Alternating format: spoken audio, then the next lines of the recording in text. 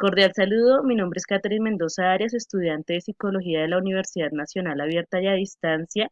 Este video se hace para dar respuesta a dos incógnitas en la asignatura de diagnóstico psicológico. La primera incógnita es, desde el enfoque ecosistémico de Bronfenbrenner, ¿cuál es la relevancia del desarrollo en la dinámica proceso-persona-contexto-tiempo? Entonces, como bien lo decía Bronfenbrenner, que para comprender completamente el desarrollo hemos de tener en cuenta el contexto en el que se produce y cómo las características únicas de la persona interactúan en este entorno.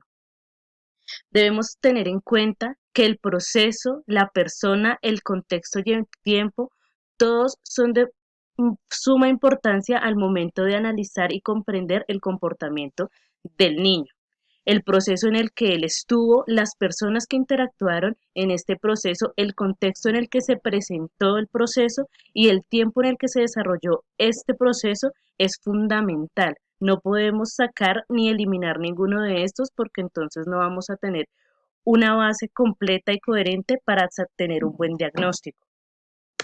Otra cosa que decía von Bremen y consideraba que el contexto no debe contemplarse como algo estático, sino como esencialmente dinámico y cambiante. Como los tiempos cambian, el comportamiento de las personas y el entorno cambia de maneras drásticas. No podemos llegar y comparar a un niño del siglo XX con un niño del siglo XIX. El comportamiento, las actitudes, el aprendizaje, todo es totalmente diferente debido a estos cambios y al cambio del entorno y de los contextos. La segunda pregunta es, ¿cómo se aborda la evaluación psicológica de los procesos psicológicos? Afectivo, personalidad, cognitivo, neuropsicológico, psicosocial, desde el enfoque histórico-cultural. Como vimos anteriormente, todo influye. El contexto en este caso sería fundamental porque estamos hablando de algo histórico-cultural.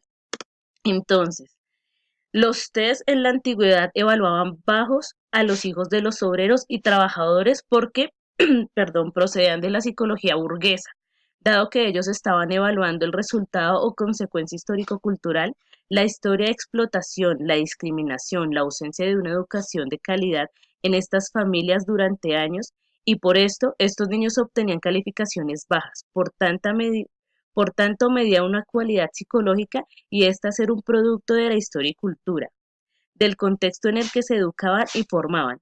Luego se explicaba por qué obtenían esos resultados y más aún si comprobaba con normas que no les pertenecían, que era lo que ocurría en ese entonces. Entonces, lo que yo les decía anteriormente, no podemos poner en igual condición a dos niños de diferentes estratos o de diferentes tiempos porque van a tener resultados muy diferentes. Tengamos en cuenta que la evaluación es algo que nos da un resultado, pero no quiere decir que este resultado sea malo o bueno en este caso.